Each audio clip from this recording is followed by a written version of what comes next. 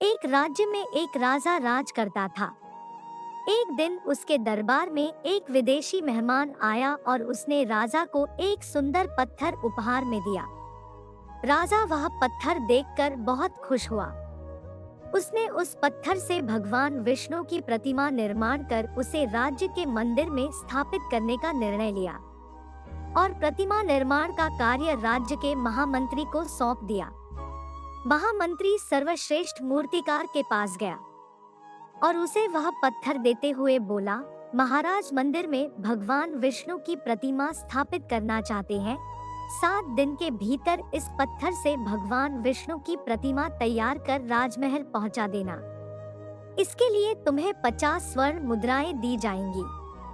50 स्वर्ण मुद्राओं की बात सुनकर मूर्तिकार खुश हो गया और महामंत्री के जाने के बाद प्रतिमा का निर्माण कार्य शुरू करने के उद्देश्य से अपने औजारों में से उसने एक हथौड़ा लिया और पत्थर तोड़ने के लिए उस पर हथौड़े से वार करने लगा, किंतु पत्थर जस का तस रहा। मूर्तिकार ने हथौड़े के कई वार पत्थर पर किए, किंतु पत्थर नहीं टूटा। 50 बार प्रयास करने के बाद मूर्तिकार ने अंतिम बार प्रयास करने के उद्देश्य से हथौड़ा उठाया, लेकिन यह सोचकर हथौड़े उसने हाथ खींच लिया कि जब 50 बार वार करने से पत्थर नहीं टूटा, तो अब क्या टूटेगा। वह पत्थर लेकर वापस महामंत्री के पास गया और उसे यह कहा वापस कर आया कि इस पत्थर को तोड़ना नामुमकिन है, इसलिए इससे भगवान विष्णु की प्रतिमा नहीं बन सकती।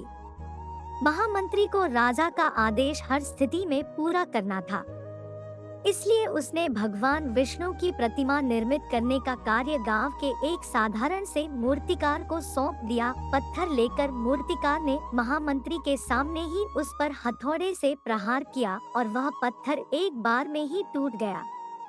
पत्थर टूटने के बाद मूर्तिकार प्रतिमा बनाने में जुट गया। इधर महामंत्री सोचने लगा कि काश पहले मूर्तिकार ने एक अंतिम प्रयास और किया होता तो सफल हो गया होता और 50 स्वर्ण मुद्राओं का हकदार बनता। मित्रों, हम भी अपने जीवन में ऐसी परिस्थितियों से घबराकर कई बार किसी काम को करने से पहले ही हार मान लेते हैं। हमारा आत्मविश्वास डगमगा जाता है और हम प्रयास किए बिना ही हार मान लेते हैं। कई बार हम 1-2 प्रयास में असफलता मिलने पर आगे प्रयास करना छोड़ देते हैं, जबकि हो सकता है कि कुछ प्रयास और करने पर वह काम पूरा हो जाता। यदि जीवन में सफलता प्राप्त करनी है तो बार बार असफल होने पर भी तब तक प्रयास करना नहीं छोड़ना चाहिए जब तक सफलता नहीं मिल जाती। क्या पता जिस प्रयास को करने के पूर्व हम हाथ खींच लेते हैं वही हमारा अंतिम प्रयास हो और उसमें हमें कामयाबी प्राप्त हो जाए।